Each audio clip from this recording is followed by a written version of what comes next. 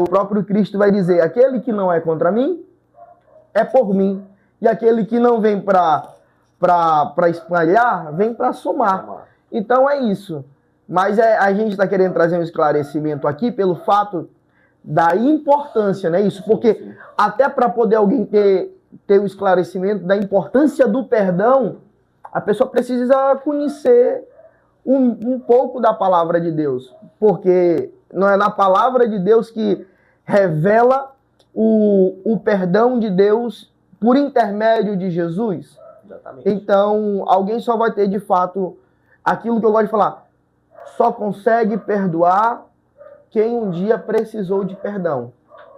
Então, voltando a falar sobre isso, é o que a gente precisa hoje focar, né?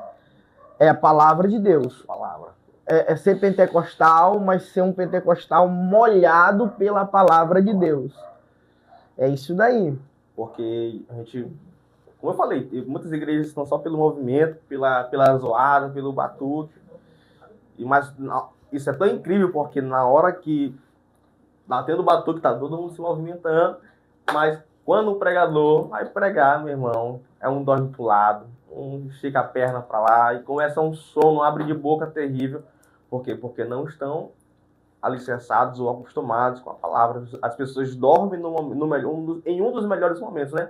Há quem diga que o melhor momento é o da palavra, mas tanto o louvor quanto a palavra são bons, porque o louvor ele prepara o coração dos ouvintes para receber a palavra. Isso aí é outro nível. O culto, ele é dinâmico. Por camada, né? Olha, eu gosto de falar assim, que é dividido, porque o momento do louvor é o momento que eu tenho o que oferecer a Deus. Sim. E o momento da palavra é o momento que Deus está oferecendo aquilo que Ele tem para mim, para poder alcançar o meu coração. Então, o momento do louvor é o momento que eu tenho mesmo que me entregar. E o momento da palavra é o momento que eu tenho que abrir meu coração. E aquilo que diz, se Deus falar, eu tenho que expressar, eu tenho que estar ligado, né? Se Deus falou assim, te converte, glória. Se Deus falar contigo, eu vou te abençoar, glória. Porque hoje na verdade, nós estamos naquele período que está escrito, né? Que a sã doutrina iria gerar comichões nos ouvidos. E eles iriam procurar mestres para si mesmo. E a gente vê hoje, a gente precisa colocar isso bem que é o que a gente vê mais hoje, é as pessoas procurando mestres para si mesmo. Se não prega do jeito que eu quero, eu vou procurar outro lugar que pregue do jeito que eu quero ouvir. Eu tô cansado, eu vou para a igreja para me ouvir uma palavra de conforto. Mas Deus quer te consertar, como é que tu quer? É verdade, porque o conserto vem por intermédio de quem? Da palavra. A palavra é o próprio Cristo se revelando a nós, é o próprio Cristo falando por intermédio do seu povo. Como diz o texto, nos usa, né, para reconciliação. A palavra ela traz essa reconciliação, a palavra ela traz esse perdão, que é muito importante sobre as nossas vidas. Então, de fato, é um contexto, é um cenário que nós precisamos nos identificar e entender que, de fato, nós precisamos muito da palavra de Deus, porque é a palavra que pode mudar a nossa história. A palavra de Deus, olha, a palavra de Deus vai nos revelar. Estamos falando sobre perdão, palavra, já não é crente, a gente vai andando. Então, assim, a palavra, ela vai nos mostrar algo muito importante sobre o perdão. A última oração de Jesus, ele faz assim: Deus, perdoa-os, porque eles não sabem o que fazem. Essa palavra, eles não sabem o que fazem, é muito forte, porque mostra para nós o quanto que a gente ainda precisa conhecer de Deus.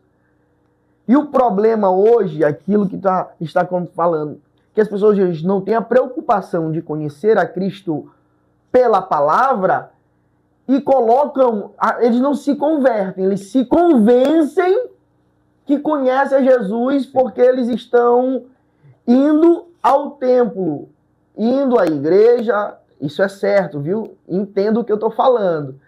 indo ao templo, se congregando, fazendo parte de tudo, todos os eventos que tem dentro da igreja. Mas quando se fala realmente da mudança, por exemplo, quando precisa perdoar algum familiar, quando tem aquela picuinha no círculo de oração que a irmã precisa... Quando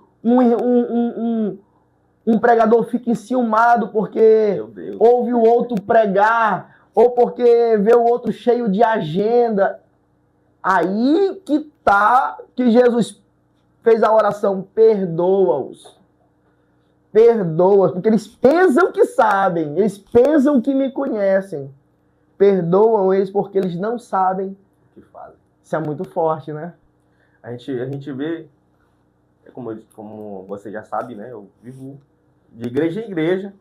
Assim, eu não sou muito de estar em igrejas que... eu só quero ir assistir um culto. Raramente eu faço isso. Normalmente nas igrejas que eu vou mais por convite. A me convidarem, eu vou lá. Se der para mim, eu vou. Se der for de agenda, eu vou. Mas o nosso meio é um meio de muita competitividade. É o que você está acabando de falar. Porque as pessoas não conseguem amar o seu irmão, que é aquilo que eu falei no princípio. Não conseguem amar o seu irmão e começam a atacar. Isso é falta de amor. Isso é falta de perdão para si próprio. Porque Deus, ele chamou cada um e nos colocou no seu devido lugar. Nós somos um corpo que tem vários membros. Cada membro faz o que tem que ser feito. E Cristo é o cabeça. Isso. Então, Cristo sendo cabeça, ele sabe o que tu faz, ele sabe o que eu faço. Enquanto um canta, o outro prega. E, de fato, o campo missionário é muito amplo. Né? O campo é muito amplo. As pessoas podem pregar, podem evangelizar. De fato, isso traz, ou leva, melhor dizendo, o perdão aos ouvintes. As pessoas que estão, alguns estão em bares, bebendo, fazendo o que é errado, quando alguém se dispõe para ir ministrar, para ir pregar, está levando de fato o perdão. O perdão está sendo levado por intermédio de um crente, de um pregador, de um cantor, até pelos louvores ou pela palavra. O perdão está sendo direcionado a essas pessoas para que elas possam receber o perdão de Deus e assim possam encontrar a felicidade. Jesus é a nossa felicidade. Então, a gente vê que o campo é amplo, mas há uma competitividade, porque tem gente que, não, como você falou, não consegue ver o outro crescer, não consegue ver o irmão prosperar, não consegue ver o irmão pregar bem ou estar cheio de agendas, não consegue amar a si próprio, não consegue amar ele mesmo, que é o que carrega um ministério muito importante e começa a atacar um ataque terrível. O verdadeiro amigo, ele é revelado no momento da aflição. Eu aprendi uma coisa? Não. No momento da nossa maior aflição, até o nosso inimigo quer estar do nosso lado.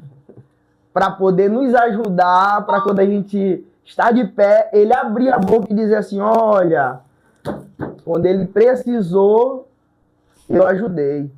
Mas o verdadeiro amigo é aquele que suporta ver o teu crescimento, suporta ver a tua ascensão, de Deus te honrar.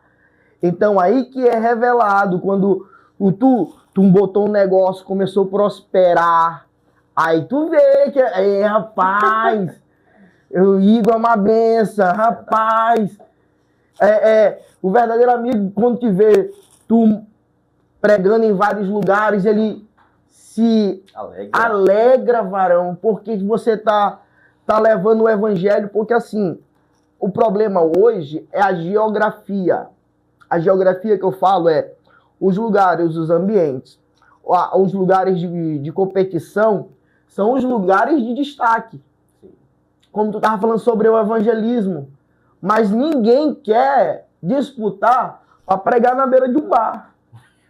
Isso é forte. Mano, tu não vê disputa para ir na Cracolândia, tu não vê disputa para ir nos hospitais, mas pega um lugar, um ministério dentro de São Luís que tem um renome, que vai te trazer um destaque, que o teu nome vai ser soprado na cidade, principalmente se Deus te usar ali de uma forma notória. Aí, meu irmão, aí Por que eu falo isso? Porque o nosso exemplo é o próprio Cristo. Cristo, ele pregava nas ruas, e mesmo ele pregando nas ruas, o nome dele começou a ser soprado. E quando o nome de Jesus começa a ser conhecido, o que começa a gerar desconfortos por fariseu e os saduceus. E a gente vê que tem vários debates, vários conflitos entre eles. E um dos que eu acho muito interessante é quando Jesus está sentado na mesa assim, como a gente está, e ele está com os pecadores. E ele fala, olha, se ele soubesse, o teu mestre, os fariseus falam com um dos discípulos, se o teu mestre soubesse com quem ele está sentado, comendo, Jesus, ele se levanta e diz assim, olha, o que contamina o homem não é o que entra, mas é o que sai pela boca. Por quê? O que sai pela boca é o que está dentro do coração. É que revela quem realmente é. Aí a gente precisa saber. Para identificar um verdadeiro cristão, a gente precisa ver o que sai dele. O que sai do coração dele. Se alguém que está ali falando contigo e começa a falar de outro com sentimento de inveja, a gente já sabe, opa, se ele está invejando... Aí tem problema. Se ele está invejando aqui, se Jesus me levantar, ele também vai me invejar. Se ele está falando mal do irmão agora aqui, na hora que eu sair da mesa, o assunto vai ser o meu nome. Deus. Então, quando se fala, a gente está falando sobre a temática sobre perdão, eu acredito que a gente precisa muito disso nesses dias atuais, ter a convicção. A convicção, Arão, é o que eu sempre gosto de falar, convicção.